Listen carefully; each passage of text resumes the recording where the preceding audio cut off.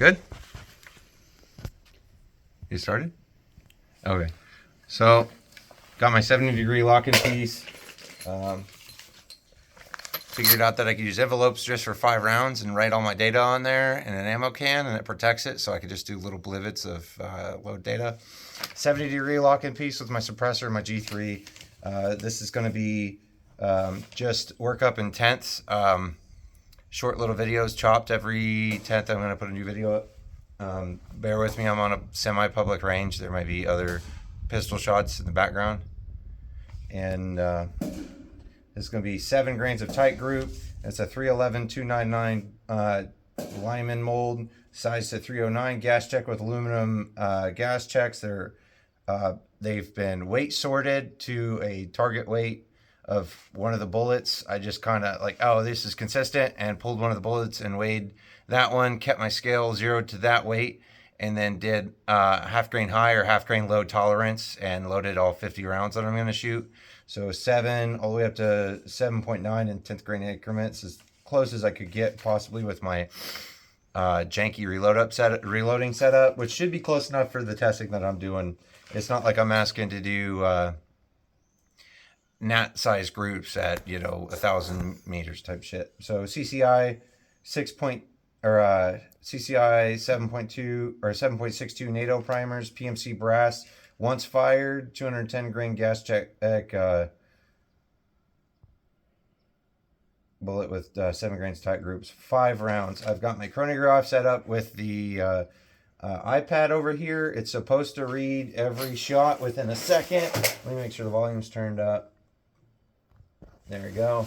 And well, I'm about 5 monster mash paces away from the chronograph, so that way you can kind of have somewhat standardized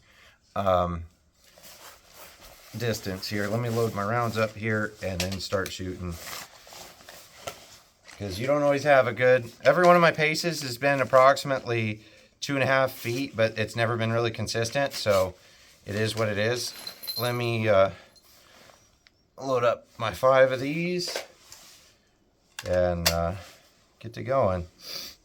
These were cleaned with just bare rice as media for hours because I wanted them nice and clean. They were shot with my 40 degree and 36 degree locking piece that they failed to actually cycle real well. So we'll see how it does here. I got hearing protection in my left ear, but not my right ear, because you should need it with this quiet of a round. If I need it, I'll put one in. But yeah. So I've got my chronograph right there, and then a target right behind it. To hit the target, I've got to kind of send my bullet a little bit catty corner of the chronograph, but it should read pretty good. And it's probably going to send it a good 6 inches high of the chronograph or so. I'm going to aim right on the red, maybe on the top of the circle. We'll see what it does. So here goes nothing here. Ready? Let's go. And pardon me if there's any intrusions or any kind of bullshit. I can't predict the future.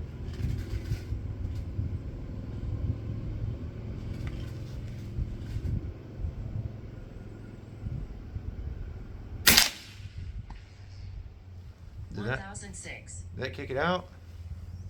I don't think so. Let me check. 1, 2, 3, 4 in here. So that did not kick that round out. So my testing shows 7 grains isn't quite enough, and it's 1,006 feet a second. The last time I shot this on a warmer day, because today's like 50 to 60 degrees, the last time I shot this, it did cycle. So I guess this is not as temperature stable as it was saying, but I'm gonna run these and see where my velocity is for these primers, and then I'm gonna change them. I bought some Remington large rifle Magnum primers. I'm gonna check to see what large rifle Magnum primers will do to velocity and ignition it in on small charges, just for the funsies. So there's one shot.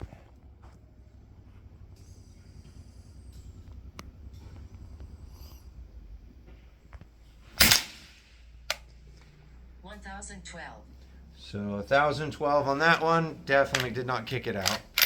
So let me I got to hand cycle each one of these, which isn't so bad, but they're quiet. That's for sure. Trying my best to get these to groove as accurate as I can. They look like they're going low, but I can't see real well. I'm using my red dot. My red dot sighted in for 147 grain ball ammo at 300 yards. 1011. That one half cycled back, but it didn't get where it needed to go to completely cycle. And this is freshly cleaned from Taylor, so.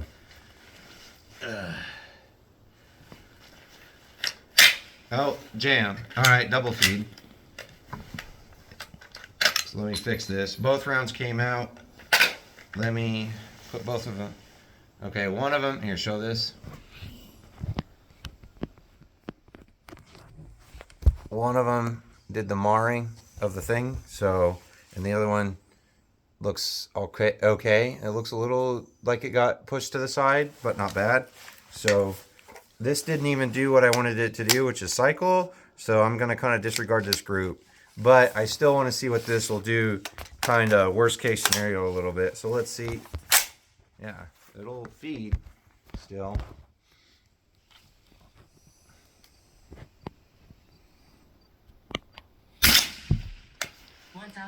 So that pushed back a little bit. 1008.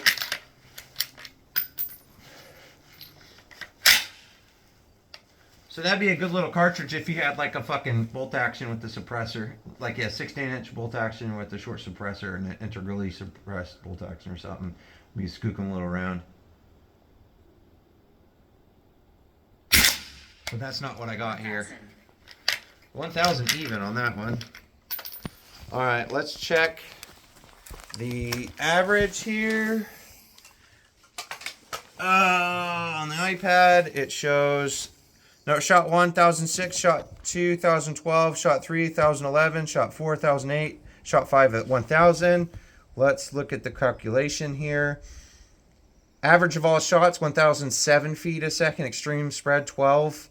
Standard deviation 4 feet. Temperature I put input at 58. For some reason, my Pro Digital Bluetooth chronograph, I don't have the sun visors on it. You've probably already seen that by now because it's an overcast day and it was raining a little bit today. So it's like a high humidity day, and it's about Bixby on my phone showed me that it was 58 degrees, but it wouldn't tell me the barometric pressure today. So it shows temperature 58, bullet weight. I put in 110 or 210 because that's about where it's at. Average power factor is 211. High power factor is 212. Low power factor is 210. And that's it for that shot group. Let me go shot list, add a new shot list, and modify that here. But first, let's take a look. The primers. So the only reason I'm using CCI NATO type primers is because I have a PSL, and that's what I had left over from loading that thing. Just soft dimpling. It definitely hits the bolt face and flattens on the bolt face a little bit, but doesn't flatten the primer itself out. So it's sealing all right. Let's go check the group.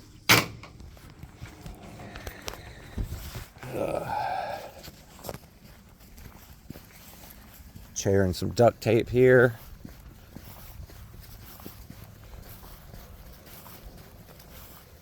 So okay, yeah, it shot definitely low here. Bird's eye, dirty Casey, or dirty bird splattering targets, bird Casey. My knuckle is about 1.25 inches, so we're looking at less than 2 inches at 25 yards, which is what my standard is. What I'd like is this 10 ring within this. I'd really like, the golden standard would be this red here or somewhere approximate. The acceptable margin of accuracy is this 10 ring, and if I could get this 9 ring, I'd take it, but I wouldn't like it. But I mean, it is what it is. So you got, it looks like 1, 2, 3, 4, and then 5 down here, and that 5th one was probably that marred one. I'm not sure, but it's not that bad of a group considering, you know, and it's soft lead. Because, you know, 1,000 feet a second with the gas check, you can use whatever you want. So let me reset this and put another target just like it over it, and then do 7.1s and post about that. So thanks for watching.